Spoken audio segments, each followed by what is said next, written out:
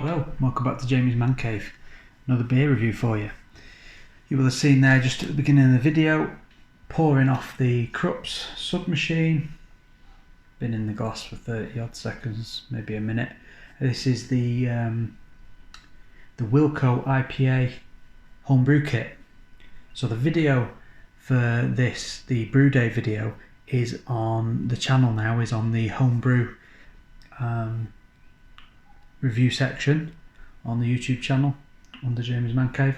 It was done on the previous, my other channel, Talking Dad UK, but you can see it on there of the brew day. Dry hopped it as well with 50 grams of Amarillo hops. This one has been sat in the torp in the cupboard for a couple of months, and then it's been in the fridge for a couple of weeks, so we're looking at about 3 months. I think I did this at the end of February, beginning of March, this one was. So yeah, the Wilko, their own range. It's like a budget range. Just the IPA kit. I thought I'd try it and see how we go. A bit of aroma on it. Bit of pininess. A little bit of fruitiness. Maybe a bit of citrus. Let's have a taste.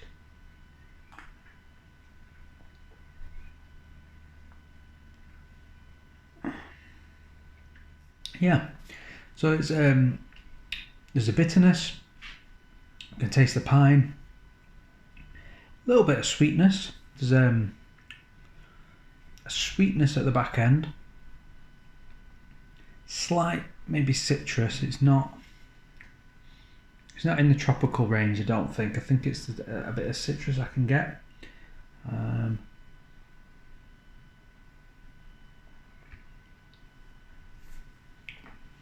This one, as I say, it has been in the torp and in the bottle since early March, late Feb. So I have sampled a couple of these periodically from the bottle, and I had a couple in the bottle actually last week. Tried them, and it's really tasting quite nice now. Now it's had time to mature and settle. It is tasting quite nice. Through the torp for the machine. Yeah, it's tasty enough.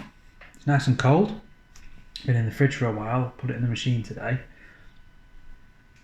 I don't know as you pick up much carbonation there. It's very slight carbonation, but with it being the IPA, I don't think you're necessarily needing it as much. Not like we were on the Pilsner review I tried, which wasn't turn out the best. But this one, yeah, tastes good. I have had another torp with this one in it. What would it have been, about 6 weeks back? It was probably a bit too young to be drinking really, but it worked well through the machine. The torp lasted. Probably got just about 4 pints out of it, so it was worthwhile on that one. But this one, yeah, tastes good.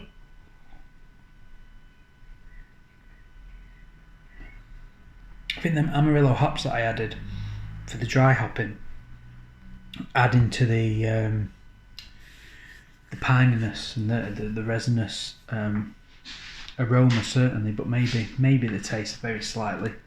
But it's not a bad kit. I think these are their own range in Wilko. They're £15 for the basic kits, and they have started introducing the higher end kits, which are about £18. Some of them about 20. I'm guessing there's probably just a bit more in the malt extract. There's maybe more to it, not as watered down. But for this one, considering that I was going to dry hop it, it has worked out well. This was the basic kit, as you'll see in the brew day. If you check that video out, it was just the kit. I think it was 1 kilogram and a bit of brewing sugar. What else did I put in it? I think that was it. I didn't have the Harris Pure Brew at that point, so I didn't put any of that in. Just normal water, brewed, dry hopped, bottled, and now it's had time to sort of settle, mature. It's tasty. For 15 quid, sorry. It is tasty.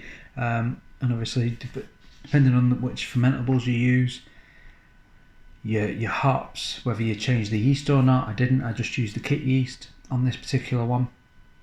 So with the hops and the brewing sugar included, I think it works out at 55p a pint, which isn't bad at all, is it, for 40 pints? It's pretty good, and it is tasty now. It's not as carbonated and lively as it would be if I'd have tried one of the bottles out of the garage, but that's perfectly acceptable to me through the Krups machine. This one worked well, whereas the Pilsner maybe didn't quite as well. I think the key with the homebrew kits really is probably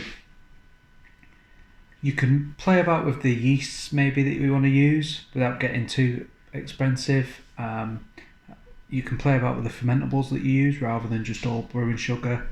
You could play about with it, beer enhancer kits, or the dried spray malt, or even the liquid tinned malt extracts that you can get an additional of. A little bit more expensive, but it's worth playing about with, and that's the good thing about them.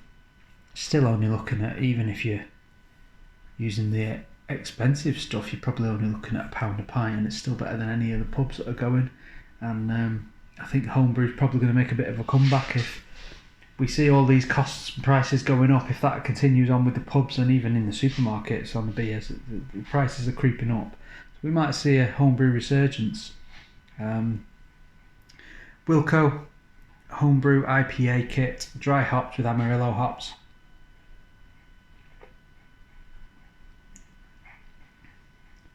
Light citrus, sweet, piney, resinous,